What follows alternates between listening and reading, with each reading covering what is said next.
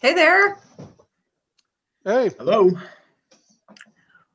Well, I decided to change perspective so I didn't have a glowing light over my head like last week, but I'm glad to see you guys changed your background scenes too. Hey, just flying the company colors. So welcome everyone to Pints and Politics. Here we are back at it again, 1 week after our last Pints and Politics.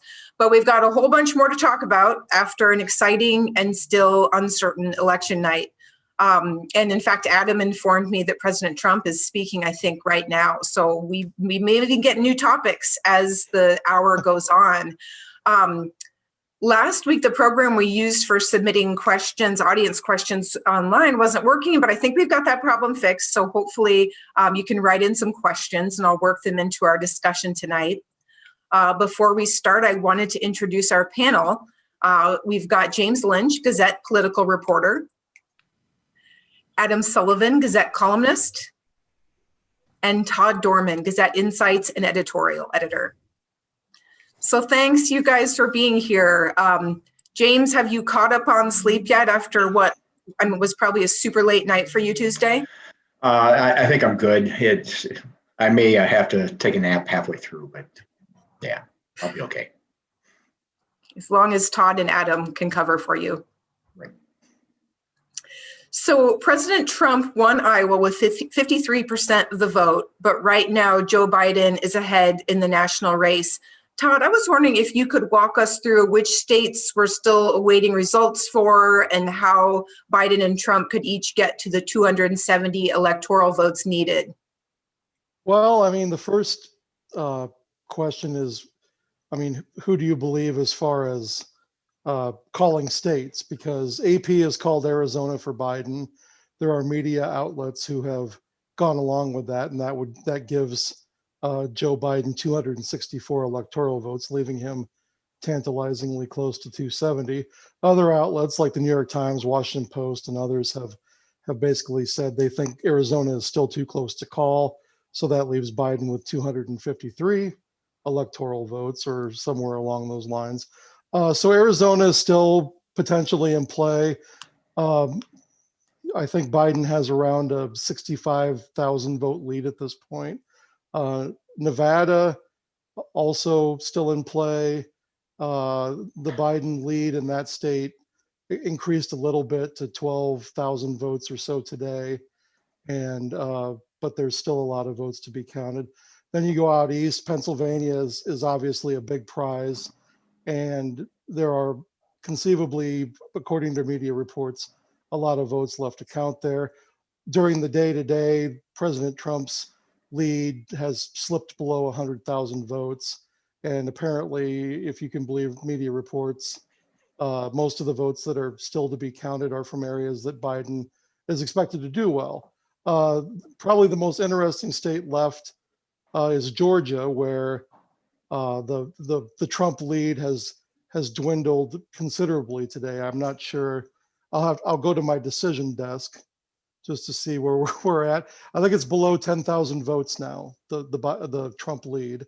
And there are some votes left to count in areas where, again, Trump or Biden is supposed to do pretty well. The other interesting sort of wrinkle with Georgia is that as the vote counting went on today, Senator David Perdue fell below 50% by a very slim margin, but still fell below 50%. So now we're looking at the possibility of a couple of Georgia U.S. Senate runoff elections that could conceivably decide control of the Senate, depending on how some other races go. Gary Peters, the senator in Michigan, appeared to pull ahead and potentially be reelected. That was a seat that Republicans were hoping to grab. A question from one of our listeners here.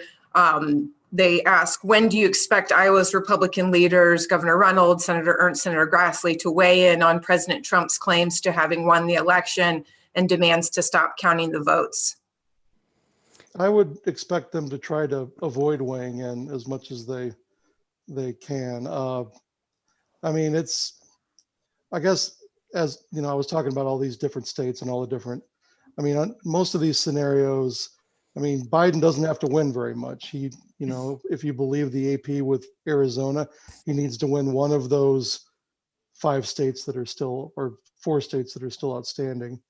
Trump basically has to win them all to win. So, and I don't know, it's one of those things where we went through the entire fall with lots of people talking about, Trump making all of these claims about potential fraud that weren't believable. And I'm not sure how many people will believe them now. Unfortunately, maybe enough to make things uneasy at vote counting places where people have showed up to protest, some of them with guns reportedly. But yeah, I mean, I think most Republicans are just sort of keeping their powder dry at this point and saying, well, I don't want to get involved in what the president is saying. And I think that there's the danger that Trump is creating is he's sowing the seeds of distrust and sort of illegitimate presidency should Biden be declared the winner, which he most likely will be. And his most ardent supporters will, continue to make those arguments about counting too many votes or not counting the right votes, for who knows how long. So I think, Biden is going to be declared the winner by all appearances. It looks like he's either ahead or he's going to be ahead when the votes are counted. But Trump, with his comments, with his tweets and lawsuits that he and the RNC are filing, just sow the seeds of distrust. And that's the biggest disservice. James, you had a story today talking just about kind of the blue wave in Iowa that has washed back out to sea, I think was your description, as we had a very strong Republican resurgence here in Iowa. Governor Reynolds has said the election results validate her administration's response to COVID-19. Does the panel think that that's accurate? I'm not sure that her COVID strategy was on the ballot. And I think that, like any good politician, she's going to claim credit where she can and claim that this election validated her strategies. Certainly, the strong Republican showing in legislative races probably lends some credence to that. But again, I'm not sure that her strategy was on the ballot. It probably has more to do with other strategies that she and the legislature have undertaken, and just sort of a general philosophy about taxes, about government spending, those sorts of issues. So it's smart for her to claim credit and say, this validates whatever she's doing. But beyond that, I'm not sure that it's any more validation of her COVID strategy than, anything else you can pluck out of the air. I think Todd mentioned last week, I think there's a lot of people that are frustrated at the governor. Several polls have showed that people are disapprove of her performance in general, or of her performance handling of the coronavirus pandemic. But obviously she wasn't on the ballot. I think what James mentioned, it is worth underscoring that the Iowa legislature the Republican majority was reelected pretty overwhelmingly, and they grew their majority in the House. And so that would be the best proxy for that. But the legislature really hasn't been involved. So this, they adjourned for a while when this pandemic first hit Iowa. And then they came back for a short while to finish up some business. But the Republican legislature really hasn't offered to do any oversight of the governor. And we'll see what happens when they get into the next legislature. If there's certainly the pandemic will have an effect on the way they budget for things, but will the Republican legislature have any interest in enacting any policies related to the pandemic? And I have a hard time believing that. Well, and it's sort of sad, really, that the governor would look at all the numbers that we're seeing right now with case increases and hospitalizations and deaths and not, really want to do anything more than what we're doing now. But she'll look at the election numbers and say, well, this is a validation of my policies. I think she'd better keep her eye on the numbers that matter, which is the number of people that are getting sick, what's happening with hospitals. The idea that she's received some political endorsement for strategies that have clearly failed is just, that's a lot of spin. And And I think Iowans know that it's not terribly accurate. I am hoping, I think it does matter the way that our leaders personally act. I think if people see them not taking it seriously, as we did certainly with the president the past several months, and even with Governor Reynolds, I think people aren't going to take it as seriously. I'm wondering if now that the presidential election is over, potentially Donald Trump won't be the president much longer. I'm wondering if Reynolds has, I guess, less reason to flout those rules and to kind of cozy up to the way the president is acting. It's unfortunate that it would take that to make her serious about it, but I do think it's a real possibility that hopefully she'll start role modeling some better behavior at this point. So Todd mentioned the numbers. Today, Iowa reported 4,700 new cases, which is a state high. Hospitals are talking about renewing restrictions on visitors and other non-emergency procedures. From what you're hearing, do you guys think this is like kind of a rural surge, or is this just the second wave that was predicted for the fall? It's surging all across the Midwest. I don't know if you can say that's a rural surge or if it's, I mean, I think it's surging in cities too. But it's clear that people aren't taking this as seriously as they should. Whether they're not wearing masks or they're not practicing other good behavior. We've seen, I mean, all summer long, we've seen groups of people gathering for one thing or another, whether it's Black Lives Matter protest or Trump rallies or high school football games and volleyball tournaments and, beer pong, those sorts of things. So, I mean, I think there are a lot of people out there who aren't modeling good behavior. And I'm not sure, a lot of cities have enacted mask mandates, I guess pseudo mandates, because I'm not sure it's allowed by Iowa law. But, it still comes down to people choosing to wear them. And, as you travel around the community, you see some stores and some businesses where everybody is wearing a mask, and then other places where people are choosing not to. And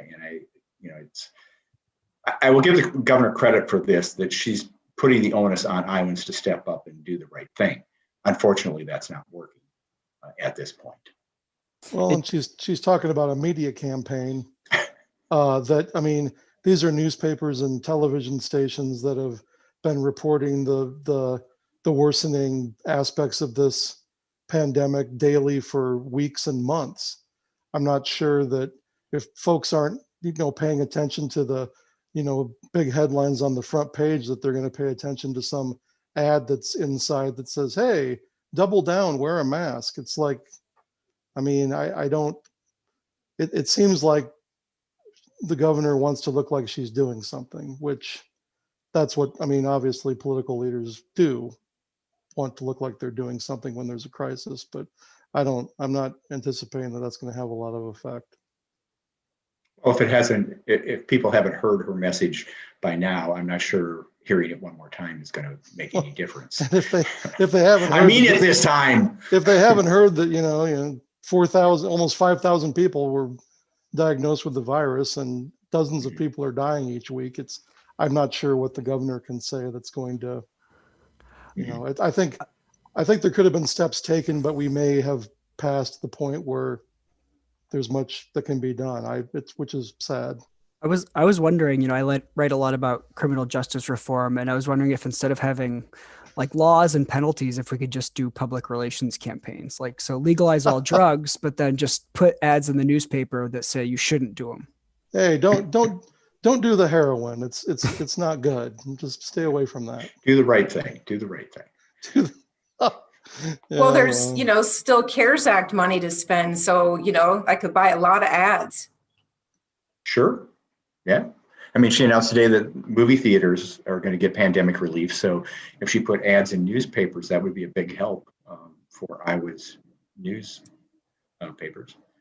So it's pretty common knowledge, among political scientists that incumbents usually beat challengers. So maybe it's not a huge surprise that Republican incumbent Joni Ernst beat Teresa Greenfield for U.S. Senate. But I wanted to talk with you guys about some of the things that were maybe a little more surprising about first-term incumbent Abby Finkenauer losing to Republican Ashley Henson in Iowa's first congressional district. Did that surprise you guys? It did. It did. I mean, I thought Ashley Henson was a very strong candidate, but she was running against an incumbent who has done a lot of work in the district to, get reelected. What's really interesting about that race is when I look at it, obviously in a presidential election year, you expect turnout to be higher, and the turnout was something like, 18% higher turnout in the first district.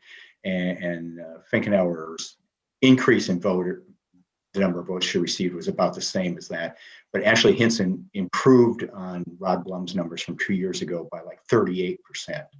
And she really was able to keep the margin relatively small in Lynn County, which is the most populous county. She got like 49% of the vote in Dubuque County, which is usually called a Democratic stronghold. So it's surprising. And I guess, the question is, how long will that last? If it'll last beyond 2 years. But yeah, I found those results surprising. I think we figured it would be close. I think what makes it surprising is that Iowans have an affinity for incumbents in a lot of cases. And so that's what was odd to me. But clearly Trump has some kind of coattails, although Senator Ernst underperformed Trump statewide. I haven't seen the district breakdowns. Maybe somebody else has. I don't know if Henson overperformed or underperformed Trump in the district, but clearly it was a Republican year. And so in a close race, then those coattails make a difference. Henson's campaign says that the Trump rally Sunday in Dubuque probably helped Ashley Henson in that area and helped just drive up enthusiasm, turn out voters on election day. I think there was some Trump coattail effects, but I think, I'm not sure district-wide, but at least in some counties, she overperformed the president. I'd be interested to see as people analyze the numbers more from this election, like I mentioned last week, Republicans knock doors probably at a pretty normal rate as they normally do this election cycle. And Democrats hardly knocked any doors at all. And they really relied on phone, mail, texts, advertising. So I'm sure that there's some numbers whizzes who will dig into those numbers and kind of pick out maybe some of what the impact of that differing ground game was in this election. Well, and I'm already seeing people talking about that on social media, especially just saying that, it was not a very good strategy to say we're not going to knock on your doors. These are the same people who are ordering takeout and having it delivered by Grubhub or Pizza Hut or DoorDash or whoever. So they're not afraid to answer their door, but Democrats chose not to do that. And I think it really probably did help Republicans that they were making that contact. I've talked to the candidates who said they knocked doors in their districts and nobody, said, go away. Most people answered the door. And one candidate said the biggest problem he had was getting away from those people that they wanted to talk longer than he was prepared to talk. So I think it was a big mistake by Democratic candidates. People are probably just so glad to have someone to chat with besides their family members. Right. Right. So let's talk about the second district where the contest between Republican Marionette Miller Meeks and Democrat Rita Hart, I don't think still hasn't been called. It's my understanding Miller Meeks is ahead of Hart by less than 300 votes. How unusual is this to have such a close race for Congress, in Iowa at least? I don't remember one this close, but I'm not saying that hasn't happened before. I expected this race to be close, open seat, two candidates who are well known in the district. Rita Hart had once run statewide as lieutenant governor candidate. Marionette Miller Meeks has run 3 times in that district. So I expected it to be close. And from what I was hearing, from people in the second district was, I think for the most part, they expected it to be close. The big factor in that district is always Johnson County, and the Democratic candidate really kind of starts the race with about 50,000 votes in the bank coming out of Johnson County. And Marionette Miller Meeks was able to make up that difference in the rest of the district.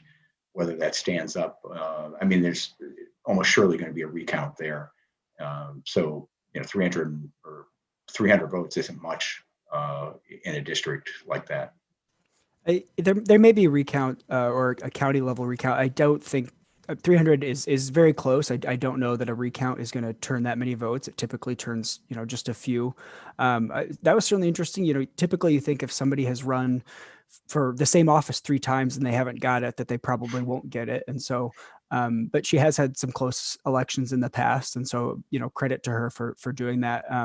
But that was surprising to me a little bit. Rita Hart seems well liked, and she's been on a statewide ballot before. And I'll be interested to see the way, if you told me a few years ago that the 2 eastern districts in Iowa would be Republican and the Southwest Iowan would be blue, I would have been very surprised at that. Kind of going to that 3rd district in Southwest Iowa that you mentioned, Adam, you always kind of keep us up on the third parties. Brian Holder, the Libertarian in the 3rd Congressional District. Some people accuse him of being a spoiler for Republican David Young, who lost that race to Cindy Axne. Tell us a little bit about what share of the vote Holder got, and do you think that spoiler claim is legit? So Brian got about 15,000 votes, Brian Holder, the Libertarian Party candidate. And that was almost twice the margin between the Republican and Democratic candidates. He covered the gap in 2018 as well, but just barely. And so the talking point among Republicans is that, Libertarians would have been Republicans if they weren't voting for the Libertarian candidate. And so there are some folks in Council Bluffs where Holder lives that are accusing him of splitting the election for David Young. I don't think so. I think third-party voters are third-party voters. I talked to Holder today. He's running that race 4 times. So at this point, he's actually getting real voters that belong to him, not necessarily people who just are checking any other name on the ballot. So I think if you want people to vote for you, then you should run good candidates. Todd, I've got a question for you from one of our listeners here or viewers. Talks about a column today about a strong Republican showing in Iowa, perhaps makes Iowa less appealing, I think to young people. Kevin asks, you seem to contend that Iowans with brains might flee. Did you mean to state that because of the election, Iowans are less bright? No. What I basically wrote was that, polls tend to show that younger, college-educated, skilled, folks that we're trying to attract into the state tend to have more, liberal political views maybe than what we saw embraced in the election on Tuesday here in Iowa, and that might complicate efforts to both keep kids here that, from leaving and also keep or recruit people from coming in. And I said something in the column basically that's like, we're bright red, but we may be less bright, which was an allusion, I was alluding to the state as a whole without those educated younger folks being less bright. I wasn't saying that people who voted Republican were less bright, but that was apparently lost in translation. All right. So you're all bright. If you're watching us now, you're among the brightest. We're all above average. Exactly.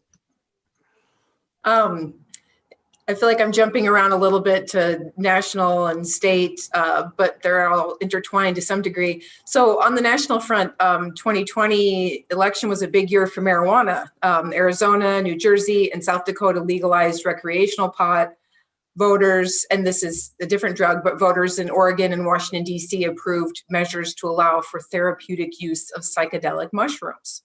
So I want to ask, do you guys think Iowa is kind of being left behind with our very limited medical marijuana program? And is there benefit to kind of sitting back and watching? At this point, we've been sitting back and watching for more than 30 years as states have moved in this direction. So we're well behind the times. Even if you want to take a conservative approach to drug reform, we're well behind that. It's shocking and maybe even embarrassing to look at our neighboring states. So, Nebraska doesn't put people in jail for small amounts of marijuana on their first offense. The states around us are moving in that direction. Wisconsin is kind of an outlier too, but they are, I would bet they'll have a meaningful medical marijuana program before we do. So I think we're way behind. I think it, to some extent goes back to what Todd said about if you want young people to live in your state, you have to have a few progressive policies. And so, I grew up in Iowa. I'll be a lifelong Iowan, but I have a lot of friends who I went to college with or I went to high school with who have moved to Colorado or California. I have to imagine that, being able to exercise your rights to drink, eat, and smoke whatever you want to is part of that solution. I noticed today that New Zealand had a ballot measure. They approved euthanasia, but didn't approve recreational marijuana. And I was just trying to figure out what that means. There's something there, but I'm not sure what it is. Well, I know there've just on the mushrooms front, there've just been a lot of books recently and just, people kind of pointing out some of the scientific evidence out there about some of these other drugs and things like that.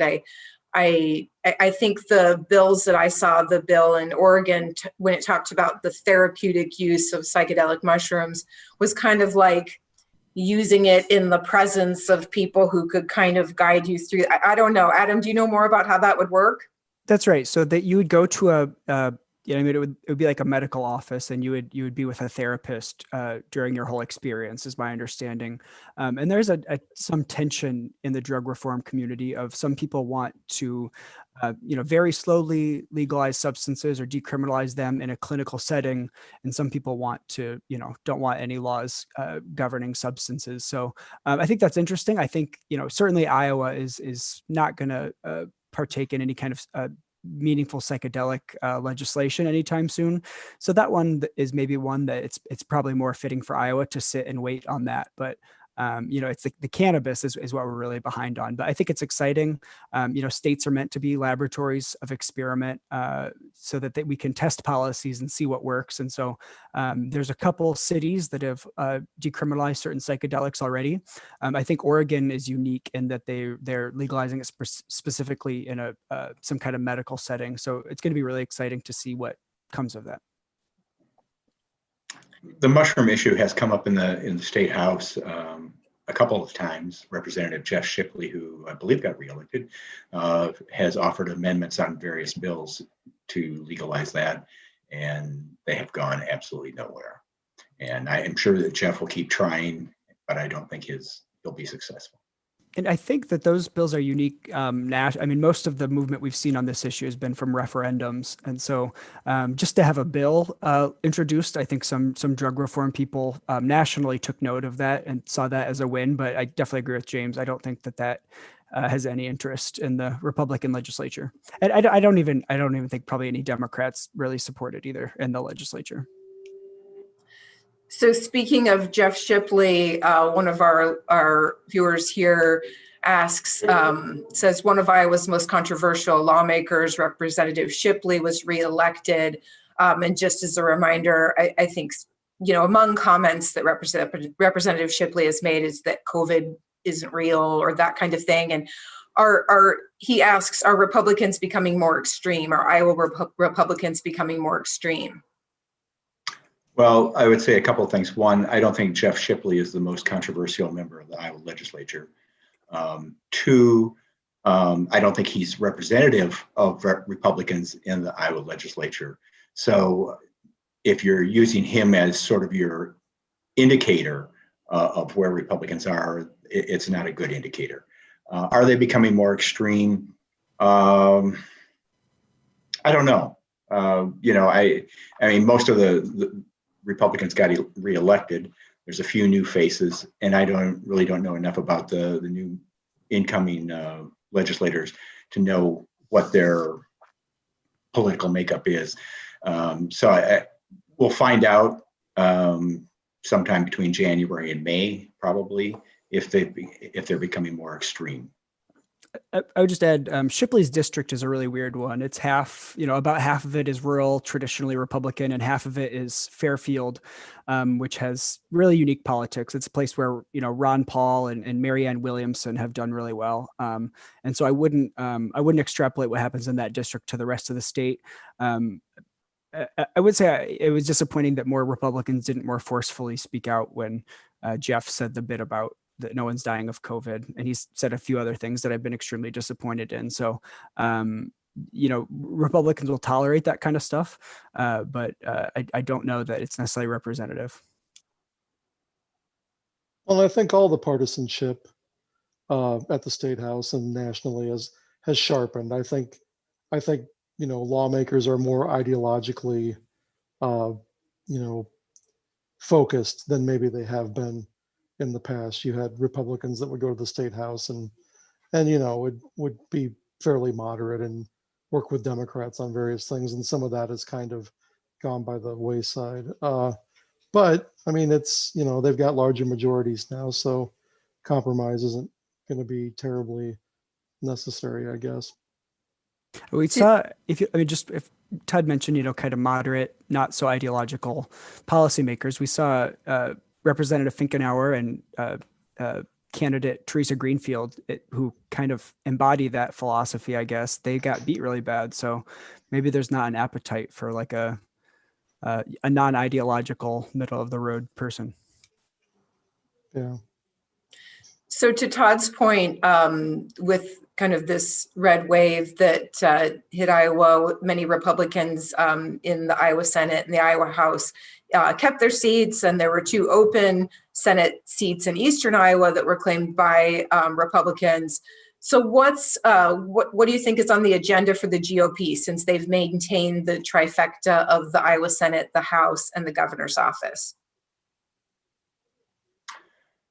I think it's going to be more of the same. I expect that they're going to look at how to cut taxes and hold down spending. And it's going to be very interesting in 2021 because we're not sure what revenues will be like. We suspect that they're going to be lower because of the economic impact of COVID-19. And I think some fiscal conservatives who sort of take the approach, starve government to bring down spending, this will be an excuse for them to really tighten the budget. On the other hand, what is extreme? Iowans elected these people, so apparently they're not too extreme for the majority of Iowans. Whether they'll push the limits, I mean, one of the things that people bring up is they'll scrap the redistricting system, the nonpartisan redistricting system.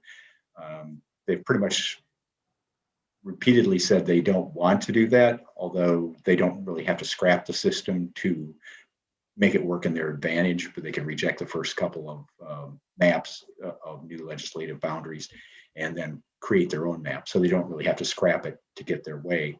And I think that's one of the things that we'll be watching in the 2021 session. Yeah, well, I mean, maybe the fact that Iowans elected them means they're not extreme, but Iowans also went 7 percentage points up on, re-electing Donald Trump, who's one of the most extreme politicians that we've seen in our lifetime. So I think, as I say, the partisanship has a harder, sharper edge now. There's no room for moderates. There's no room for folks that, want to go to the Capitol and compromise. It's a scorched earth approach. I mean, except the fact that you don't run campaigns about that. You run campaigns about nebulous stuff, and you call your opponents soft on whatnot, or they love illegal immigrants, or they want to make they're socialists, and you run your own campaign on, well, I'm not really going to tell you what we're going to do. I'm going to talk about, well, I like education and healthcare and things like that, and then you get to the Capitol and you spring all the surprises. I mean, that's the way the system works now, and I would expect that there are going to be things that come up at the Capitol that we haven't even thought of, and they will come up and pass before we've gotten a chance to figure out what the hell's going on. So that's where we're at, and they've got huge majorities now, so they don't have to answer to anyone or let anyone in the room. Yeah, they've done so much the last 2 and 4 years that it's like, I mean, they'll either get bored or they'll hatch up some new scheme that no one's ever talked about before, because they've, I mean, there's a long list of things that they've gotten done and with one party control in the last several years. Well, and they don't really have to scrap the redistricting system to affect it, because they can reject the first 2 maps and then draw one. Basically, I mean, it's subject to court challenges, and it's got to be within the rules. But I mean, it's entirely possible that with the new census, they might not like what they get from the Legislative Service Agency's computer systems, or however those are drawn, and they may decide they can draw one that works better. But I mean, as James said, they don't necessarily need to gerrymander. They've got huge majorities the way the system works now. But with population shifts, they're definitely probably going to look at some of these urban areas that are growing and say, how do we balance those democratic areas with rural lawmakers? And that's the long-term problem for Republicans, perhaps, is that the places that are strongest aren't the places necessarily that are growing. One of the things that I think is going to be interesting to watch is, as we've seen this rural-urban divide in Iowa, the cities are growing. Des Moines, Cedar Rapids, Iowa City, they're growing. We've assumed that the rural-urban split is going to favor cities. And right now, Republicans have 2 years before the new census numbers and the redistricting occurs. And this might be the last best opportunity for rural interest, agriculture, small manufacturing, and small towns to get their way in the state legislature, because the next legislative map probably is going to include more representatives and senators from places like Lynn County and Johnson County, Polk County, places that are growing, and those rural districts are going to become, up in Northwest Iowa, there's one district that's, I think, 4 counties. That is going to become more common in some of the areas in the state where you're going to have one representative representing 3-4 counties.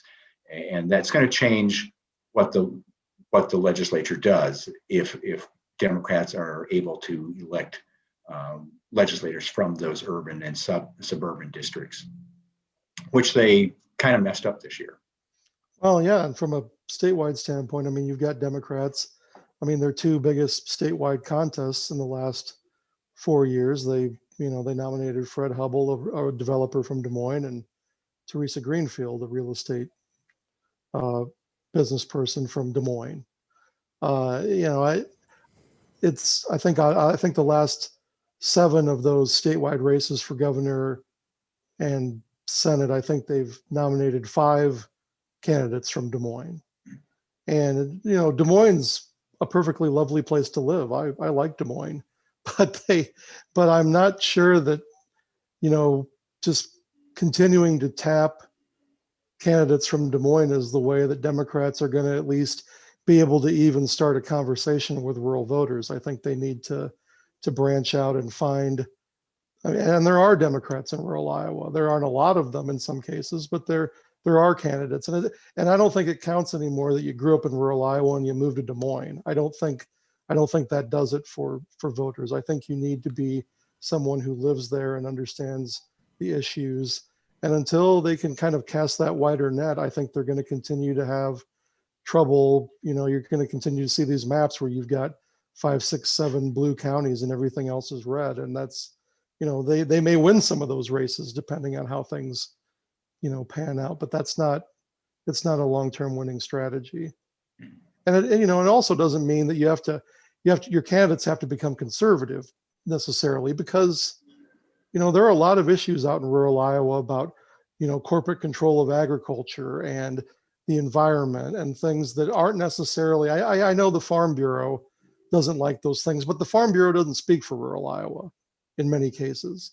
So Democratic candidates have to be from rural Iowa, have to understand it, and then offer an alternative to Republican leadership, not just go out there and say, hey, ethanol, broadband, all the things that be indistinguishable from the Republican candidate, because they're going to pick the real Republican every time. So I think there are ways to do it, but they've got to really work on it and do some recruiting. Well, if you think about 2014 when Joni Ernst won a Senate seat, and then 2016 when we were writing stories about obituaries of the Iowa Democratic Party. This year, it looked like they had an opportunity to change the narrative and win some seats, win the U.S. Senate, win some U.S. House seats, take control of the Iowa House. They didn't do any of that, and it's almost like they haven't learned anything in the past 4 to 6 years. To how to reach Iowans. And I think the Democratic Party is going to have to really do some soul searching, and I'm not sure what it will take to be competitive statewide again. But there's a governor's race coming up in 2 years. That they should be able to run a very strong competitive race against Kim Reynolds. I'm not sure that they can right now. I don't know if this name's come up, but I mean, have people thought about J.D. Scholten for governor? Well, I think there'll be people who will say he should run. Again, it's like Todd was talking about before. When somebody runs for a seat multiple times and loses, they're usually not seen as the ideal candidate. But we're running against Steve King is kind of an unusual. Well, and he was in a district that is so heavily Republican that, pretty much any Democrat could have run and wanted to have won that race.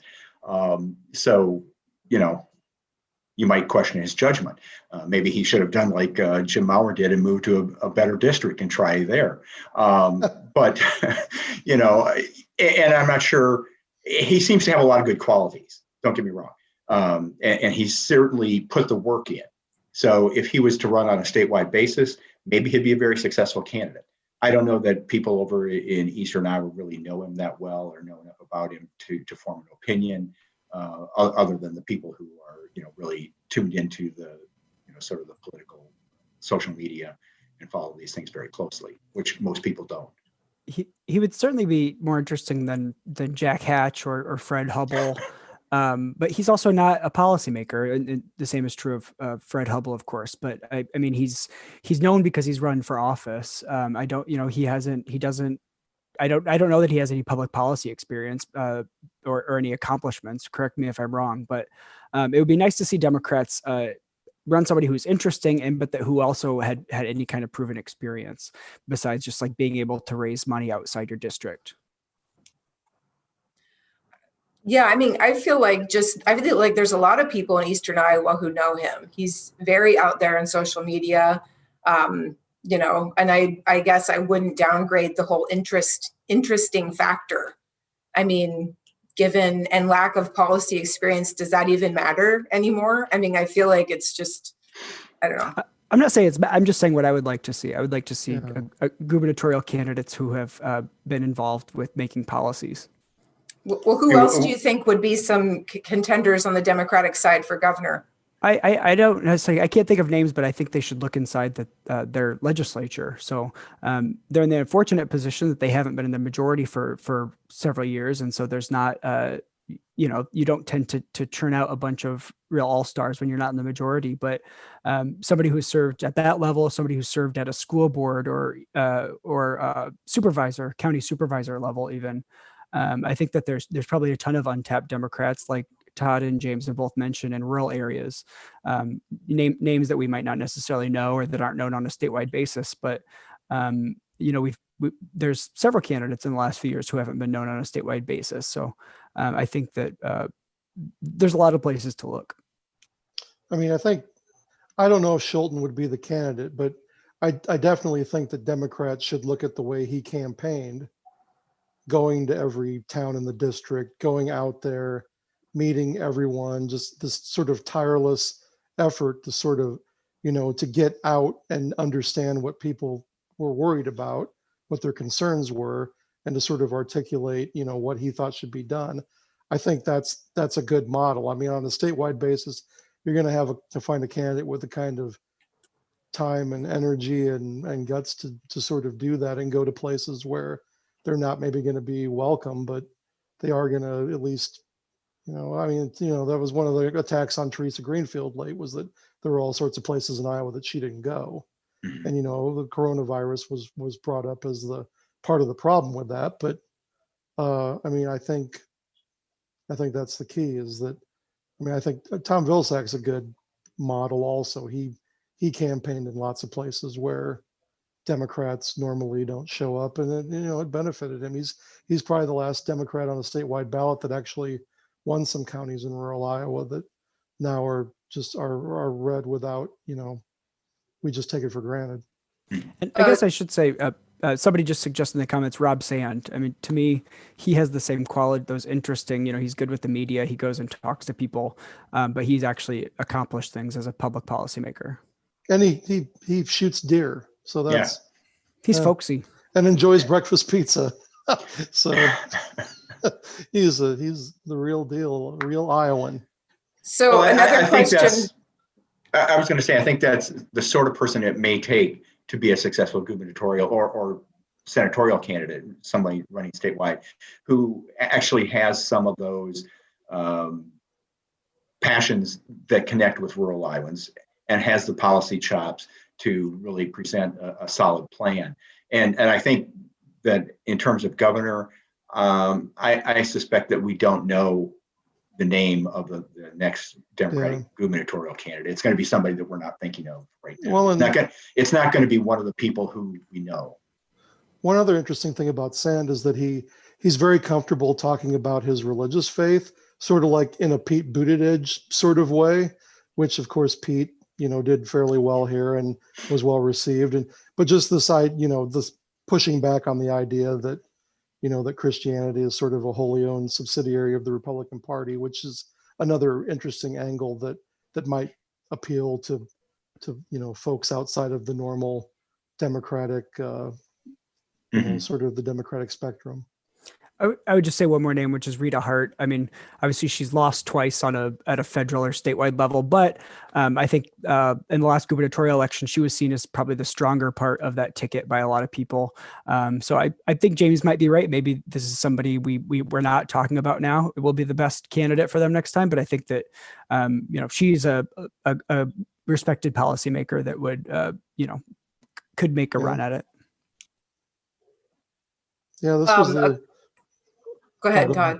No, I was just going to say, I think we finally learned for sure this election that being a lieutenant governor or a lieutenant governor running mate of a losing campaign is, not a great way to catapult you to other, because Rita Hart, and we've seen Patty Judge and Monica Vernon and others who filled that second slot and then tried to run for something else after it didn't go so well. It wasn't a formula. One of our viewers writes, if all these recent Democrats are such weak candidates, why does the Gazette keep endorsing them? No one else would come and talk to us. I would have loved to endorse other candidates, but they didn't come and talk with us. We can't endorse empty chairs. So that's you can debate an empty chair, but you can't endorse it. Right.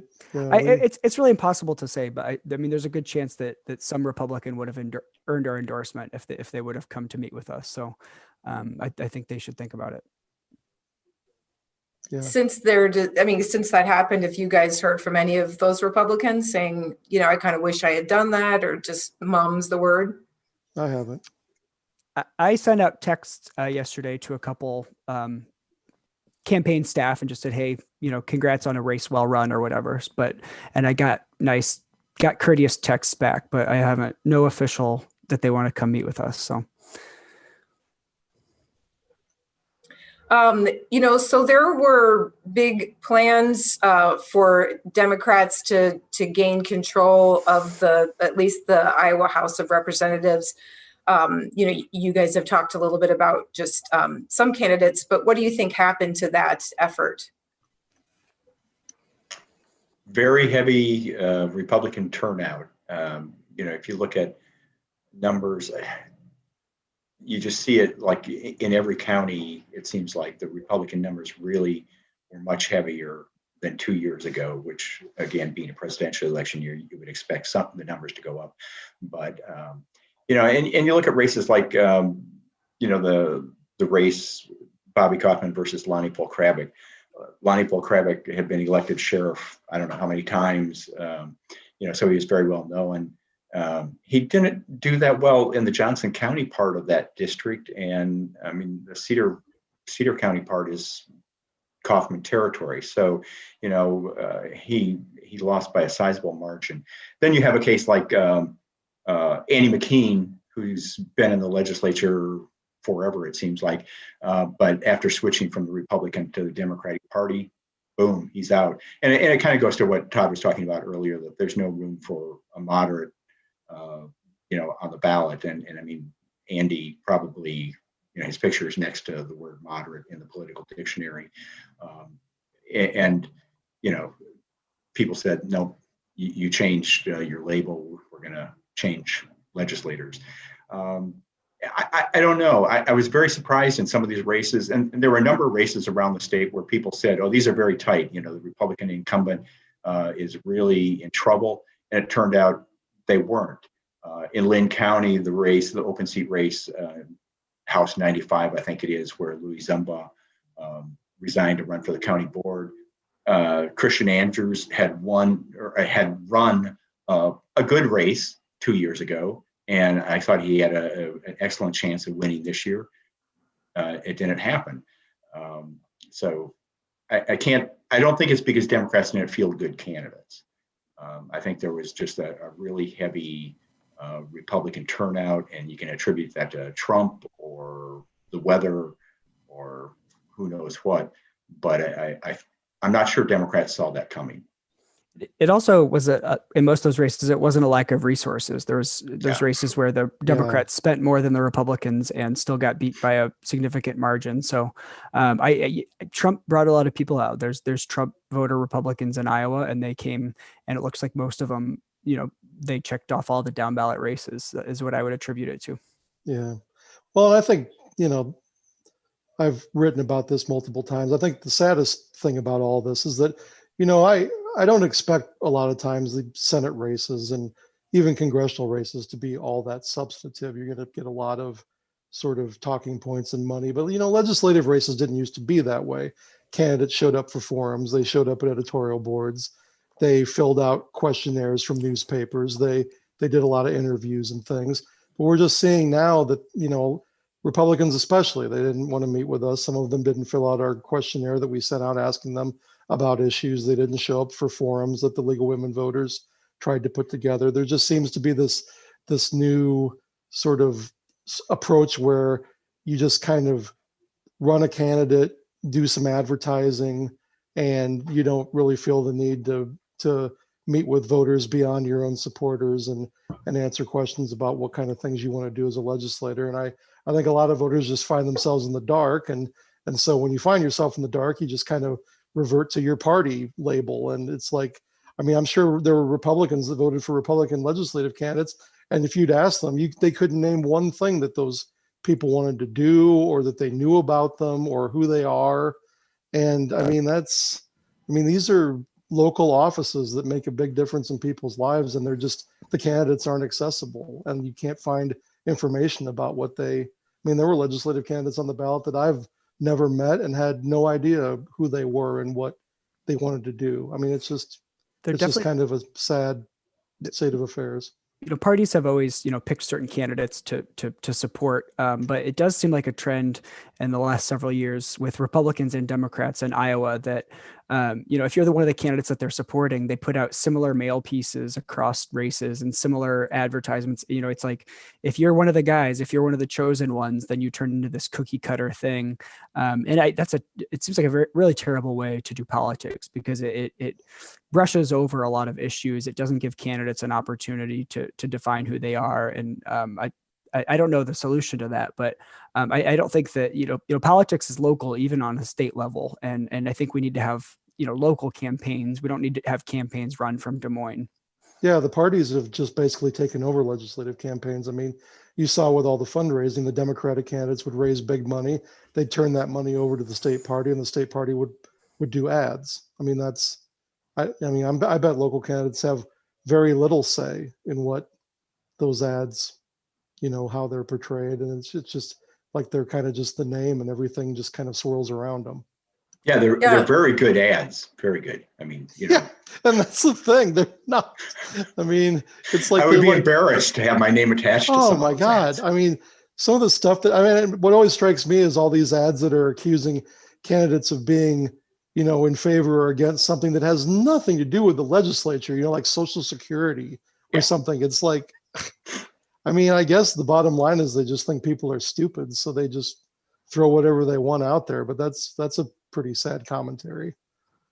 I thought it was interesting with our Gazette fact checker. We were checking an ad that, like, the claim was almost verbatim from a congressional race in Virginia. And it was like a national, it was like the DCCC or some group, national group put it out. And it's just, so they're not just regurgitating the same claim. It's just, I don't know. It just seemed really obnoxious. Yeah, they're not even regionalizing stuff. I mean, they're just right. They're using the same actors and actresses in ads all over the country. I mean, it's some people would argue that the candidates are just actors and actresses. Well, and that's the thing. I mean, they're not real because there's no substance.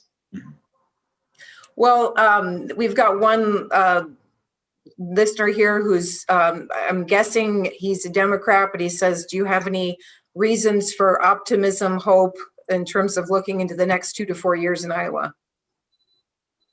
Sure. I have optimism and hope for Iowans. We don't necessarily elect the best people to the legislature or to any political offices, but Iowans, have a pretty good track record. 100 and some years, 150 years, whatever. I guess I have faith in Iowans, in the people, regardless of who we elect. All right, that's great. I wanted to just finish up. We're winding down here, just another 2 minutes or so, but I wanted to ask you all, how many days do you think it will be before we'll know who the next president is? Oh, a gotcha question. I'm going to write it down and see who is right. I'm wondering if we've got a lot of national reporters who don't want to work over the weekend. They want this to be wrapped up tomorrow afternoon. And so I'm guessing 4:15 Eastern time tomorrow specifically. Okay, so less than 24 hours. Okay. I would say it will be called by Friday. Whether the legal wrangling is over remains to be seen. That will continue. And I mean, to be a sort of a little gloom and doom here, I was talking to somebody whose business is campaigns. They run campaigns, and we were kind of joking about when we'll know the results. And she said, "I hope we know by Thanksgiving." And I said, "Oh, you're joking?" And she said, "No." So you taking Thanksgiving? I'll take Thanksgiving. Yeah, I'm an optimist. I think Adam's right that we will have states called tomorrow. Probably, I mean, if the trends continue, it'll be enough for Biden to win the states that are called. But yeah, we're going to have litigation. I've been trying to follow on Twitter what the president said, and it sounded like he sort of delivered what you would expect, a rant about how he's being cheated and once voting, and that was kind of the split personality, wants votes to be counted in some places and stop counting in others. But I think Adam's right. We'll probably get calls in some of those states tomorrow, and like George W. Bush, people will see Biden as sort of the presumptive winner, and then we'll go through this legal wrangling. Although from what I've seen, I don't think Trump's legal arguments are all that strong. So But we'll see. He's trying to get it to the Supreme Court, which he's been sort of tweeting about. And he was hoping he could get it to his nominees and they would save him. But I don't know that that's going to work out. All right, well, we'll have to leave it there for now. That's all the time we have for tonight. Just as a reminder that our next Pints in Politics and the last one of 2020 is December 17th on Zoom, online, 5:30 to 6:30. And at that time, fingers crossed, we'll know who the next president of the United States is.